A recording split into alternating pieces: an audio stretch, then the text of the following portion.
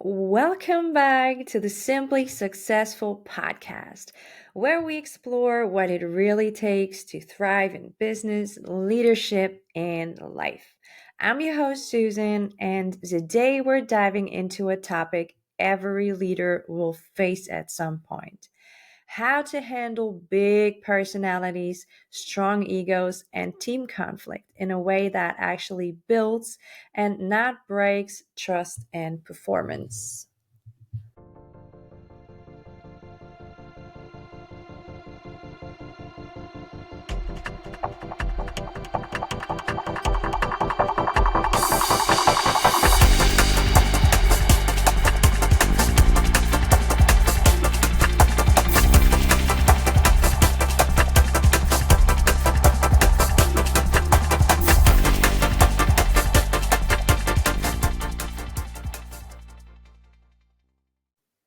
So, I just got back from New York where we had our first high performance and leadership summit. And it was just an extraordinary evening and experience. We had a great speech from Professor Dieter, and he's a professor at the Darden Business School in Virginia, at the University of Virginia. And we had a massive panel with the sporting director of Red Bull New York. We had the assistant coach of the basketball team of the Indiana Pacers there, and the one and only CEO and president of Hugo Boss Fashion Americas. So that was just an awesome experience. And in order to organize the panel, because you could talk ages about high performance and leadership, right? I gave to the audience the option to do a little survey, and I showed them a QR code they could scan with their mobile. And then there was a question popping up, and we asked the audience actually, what is your biggest challenge right now when it comes to leadership and high performing teams? And the winner of that survey, of that poll, was with a drastic advantage to the others, was the part of managing big personalities and team conflict. So I needed to jump on that again in today's podcast episode because it's so important, and it was obviously something that you all struggle with, you all that you are in leading positions, in leadership positions of all kinds of sorts and colors. So that's why this is today's topic. And I want to give you a deeper dive into the area, um, referring to a latest research in science, some numbers, some chances and opportunities around it. I want to give you some guidelines that I found out are very helpful. And of course, as always, I'm going to refer to scripture because that it's just written down best, and it's just aligning perfectly with what the findings are. So, yeah, we just see that we didn't reinvent the wheel, but actually, this is a moral compass I want to give you today. And this is a way of living with each other, treating each other, honoring each other, and leading each other. That is written down in scripture and in human history for hundreds and thousands of years. All right, so why does this topic matter to a lot of you? It is because team conflict and big personalities that affect the team negatively will have massive rebound effects and massive effects on your overall productivity and your ability to navigate business effectively. And I want to back that up with science, actually, because research just shows that unresolved workplace conflict can actually drain up to 8 hours of productivity per week per employee. And just consider you have a small team under your leadership with, like, let's say 10 people, right? It is like 10 times 8 hours per week. It's like 80 hours per week um, for a team of like 10 people um, that cost you productive work time. Like, that's mind blowing, right? It is incredible, actually. 8 hours productivity per person per week. It's going to cost you when they are involved in any kind of team conflict, um, which is not just incredible lack money wise, but as you know, conflict can spread like a virus. And in the blink of an eye, your whole department is affected. And you are busy all day, every day, managing the conflict between the people and communication between the people and tension and friction instead of actually tackling down your goals. So, this has a massive impact. But not just that, if it spreads, then it's not just a lack of productivity. You will see teams that, um, when they cannot manage their conflict well, that they experience overall just a lower engagement. You see higher turnover rates because people just drop out of the team because they're sick and tired of it. And of course, what no one really thinks of, it totally slows down or even crashes innovation. Because when our minds are busy, fighting each other, there's no capacity in the brain left lighting up for creativity. Because when we're in conflict, we're basically in our primal mammalian brains, right? We're in our animal brains back to the caveman times, and we were fighting each other over nonsense, probably, but doesn't matter. Our brain cannot discern. It just knows that we're fighting something means we're in survival mode. And when we're in survival mode, there is basically areas of the brain shut off that is responsible for intelligence, for higher logic, for creativity. So you're not wasting a lot of time and productive energy when you have unresolved team conflict. You will not have, most likely, any kind of innovation, creative thinking, creative solutions, because that part of the brain is simply shut down in employees that are dragged into conflicts and that are fighting on a lower level, interpersonal.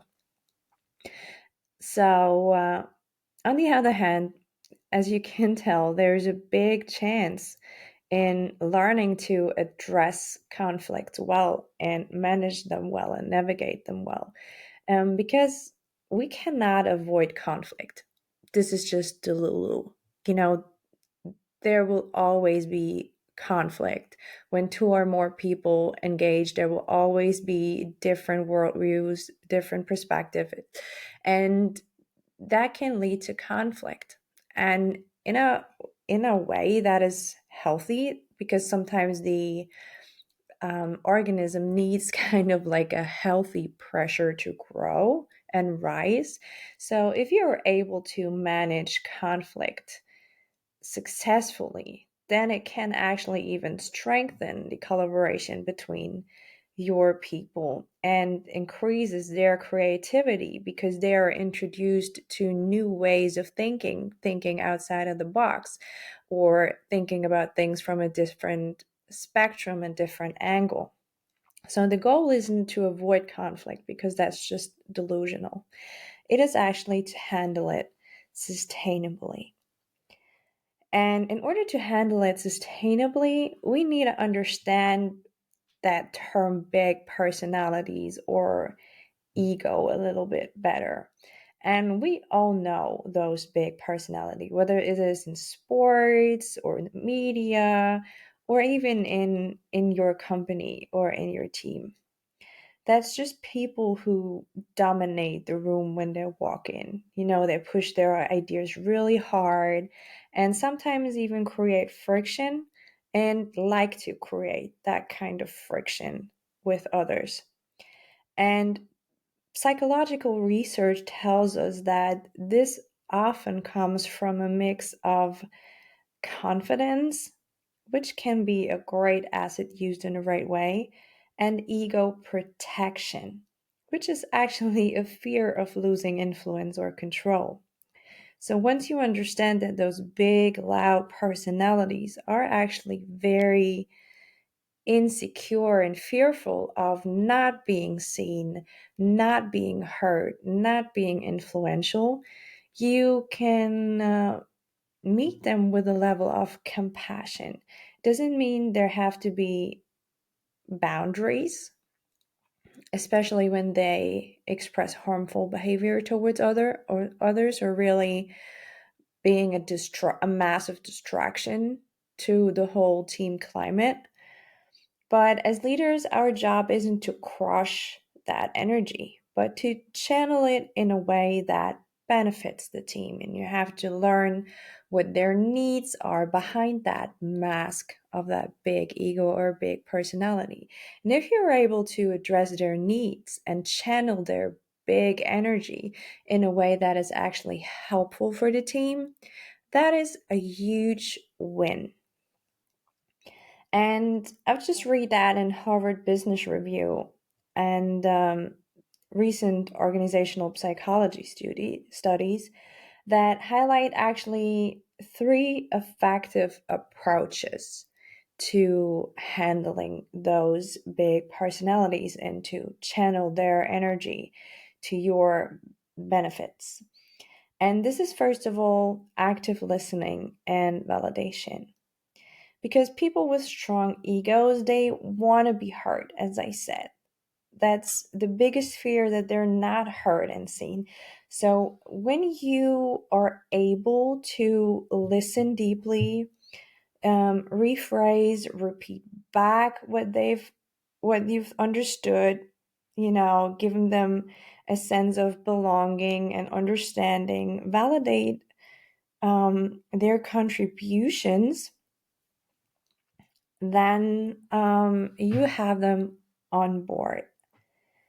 And I know that is sometimes tough for leaders because we always step up. We're the ones picking up the mic when everyone else is silent. We're the ones speaking up. We're the ones leading, have to give the speeches here and there. So we're so used to leading and talking first. But it is actually a big asset to be quiet and listen and understand the person that is next to you and that is in front of you. And especially with those big personalities and egos, these are really fragile souls behind that big max. It's always, like I say, like with a little chihuahua, like the little dogs bark the loudest because they're simply afraid, and they try to appear big and massive and aggressive in order to attack first because they're so afraid to getting attacked.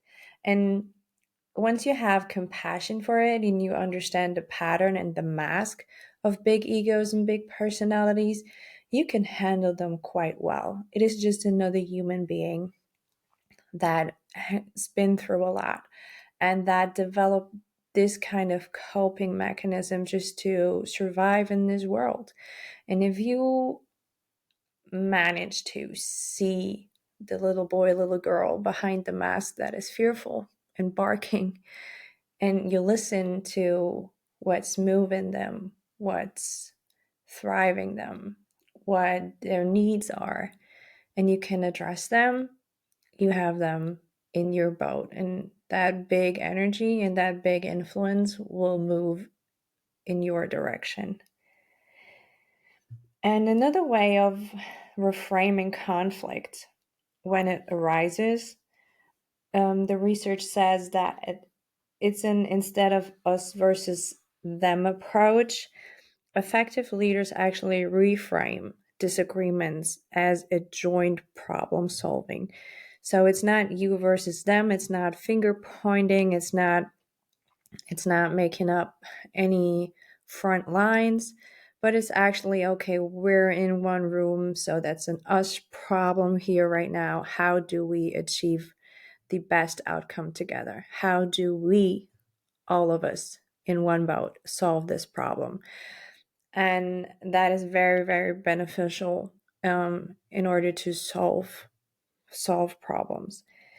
And a third step or a third approach in managing those bigger personalities and conflicts is a clear accountability structure.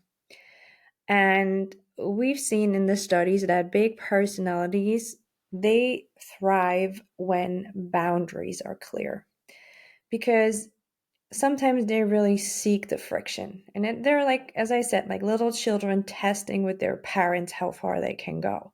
And sometimes it's the same in our work environment. Those big personalities, they simply going to test you as a leader, and they test your boundaries and how far they can go.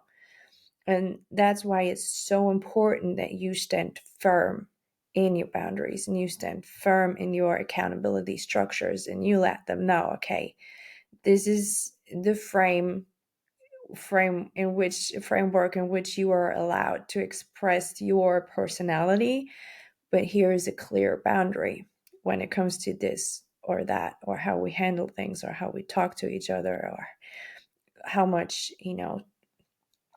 time and room and space everyone can take within conversations or meetings. So it's really important to have defined roles and decision-making authority, and to set the framework for the expectations up front. So the big personality knows what to do and what not to do with you as a leader. And then you, in the same sentence, gain respect from that personality. Because if you are a pushover and a people pleaser kind of leader, you're gonna be in big trouble with big personalities. And it doesn't mean that you have to yell and bark back, not at all. It's actually that silent, calm, strong posture and boundary that will get you the respect and keep them in check, and within the framework of the boundaries. So, what are some practical tips now, or practical steps and tools you can apply today if you actually say, like, oh, yeah, that resonates? Like, I have this individual that always causes trouble or friction, that always has to have the last word, or always is like up for something. Then here are some practical steps I felt were like very helpful. And when you have conflict or you have unwanted behavior, then it is private first, public later. That means when conflict arises, start with a one-on-one. Don't make a big scene in front of everyone in the meeting. Just pick that person, invite them to a one-on-one, and start the conversation there. Because especially with big personalities, if you escalate it right then and there, like public confrontation will often escalate those egos and will make the problem worse, and will make it like a almost like a fight, a cage fight in front of every others, and that will be not beneficial for you as a leader, especially in the outlook of the other employees. So the second is, even though it's personal and they may get personal, try to take a step back, and when given feedback, name the behavior, not the person. So, for example, instead of saying, oh, you're so disruptive, you're always a troublemaker, Like, you're just, I can't stand you. Like, you're just trouble. Try to switch that around and simply face the behavior and like frame it that way. Maybe when conversations are interrupted, it makes it harder for everyone to contribute, and I don't appreciate that.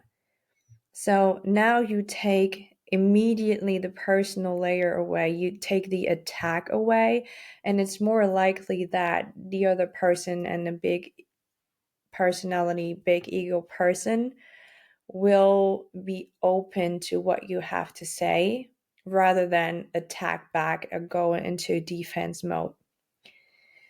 And when approaching the other person in a one-on-one, naming the behavior, what also was very beneficial is to seek a win-win outcome. So you can, if you have, let's say, two people in a conflict and you sit them down and you talk about how to solve this, you can ask both parties what success would look like. And then you'll find some overlapping aspects where you can build on. And a fourth practical tip or tool is called neutral facilitation. So that's when you have persistent conflict, a neutral mediator, internal or external, can really help to create a safe dialogue. Because especially when you have conflicts like simmering down for months or even years, because I know a lot of us just don't know how to deal with them, don't know how to handle them, and we tend to push the conflicts under the rug and just like hope that it will solve itself down the line, because we're all adults and it's like my expectation that you get your conflict settled, but it's not always as easy as that, and we know it. So it can happen that there is conflict simmering, boiling for years, and the the the fronts are so hardened that people are simply not able to sit next to each other and have a decent conversation anymore. And that's where I highly recommend to bring in mediators. And I have very good experience with bringing in external mediators, so there's no attachment or even connection to the company. Because if you bring in an internal mediator, depends on the conflict and the personality, sometimes people perceive that as a threat because they think an internal mediator will directly report to the leader or to the HR board or whatnot, and it could affect their job safety if they say something. So that's why I personally, but that's just my preferred perspective on that, I like to go with an external mediator, so there's no attachments and there's no strings attached, and there's no just no bias in there, and someone just goes in and can hear and look at that conflict from a very neutral space and can navigate and help solve this conflict effectively. And just to put the line over, throw the line over to scripture, what I've learned and what you can perfectly read in Matthew 18:50. And for those of us who draw on faith in our leadership, scripture really offers powerful guidance, and I always fall back to it. And I'm just amazed by how clear and how structured it is, and it gives us really great guidelines on navigating human interaction. And it says in Matthew 18:15, if your brother or sister sins, go and point out their fault just between the two of you. If they listen to you, you have won them over. And it's just like reassures perfectly and confirms perfectly what science has shown is the most effective method to deal with conflict and big personalities. And it just reflects timeless wisdom, and that's why I always fall back on it. So start privately, approach the other person with humility, and aim for restoration rather than humiliation. Notice that it's not about ignoring wrongs, it is about addressing them directly and addressing the wrong or destructive behavior directly, always with the intent of reconciliation and how can we as a team get better, grow out of it, and become stronger and better together. And um, and then of course there are further ways of escalating it. But first start face to face. Then you can evolve a small group means bring in a mediator. If that doesn't help, you have to have someone from the board or someone from HR, whatever your business structure is, involved to help solve that. And if that still doesn't work, then be brave enough to go to the final steps, because that's what I see a lot of the times. It's what should happen and what actually would happen. And people are very afraid, and leaders are very afraid to go the final step and to part ways with that individual that is constantly being destructive to the team.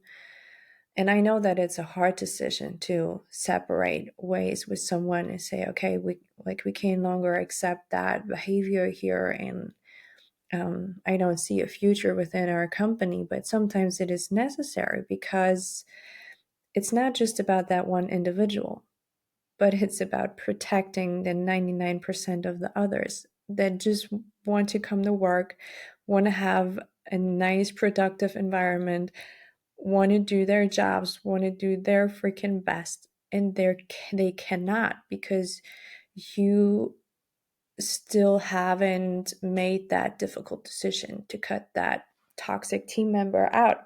So you affect 99% of the team by not taking that uncomfortable decision sometimes. And I'll just say, just like throw them out right away. No, there's a ladder of escalations. And I want you to talk first one on one with them, get in a mediator, get everything, every possible chance you have to turn them around and bring them back to a team spirit. But if this is not possible, and sometimes you have people that are just so stuck in their ways, in their toxic patterns, and so manifest in them that you just simply have to let them go. And I want to encourage you to let them go. Then it's simply maybe just not a fit. There's an abundance of opportunity out there. And sometimes we need to let people go, especially in a business surrounding. But to wrap it up, I give you my takeaway for today. Strong personalities and conflict don't have to derail your team. In fact, handled well, and I hope I gave you a couple angles and tips and tricks to tackle that, they can sharpen performance and even strengthen the trust. So remember to just try active listening first. Talk less, listen first, and listen more. Reframe the conflict as an opportunity. Don't get scared. Don't get into survival mode right away and, duck down, like, oh my gosh, another conflict. So just try to see it not as a negative, but see it as an opportunity for growth. Set clear structures, accountable structures, and boundaries, and approach disagreements with both an attitude of courage and humility. Try to see the soul behind the mask. Try to see the individual behind that loud personality that try to see the person behind that barking little chihuahua, and just try to have compassion for them. Listen, what is it actually they need? Why did they develop a personality like that? And once they feel seen, they feel validated, you'll see that this big ego maybe shrinks down in no time. And that is to me what sustainable leadership looks like. And that is what can help you to navigate these big challenges. So, thank you so, so much for tuning into today's podcast episode. And if this show just sparked some insight for you, I would love for you to share it with a fellow leader, friend, or even team member who could use these tools. And always keep leading with clarity, courage, and compassion. Until next time, stay simply successful.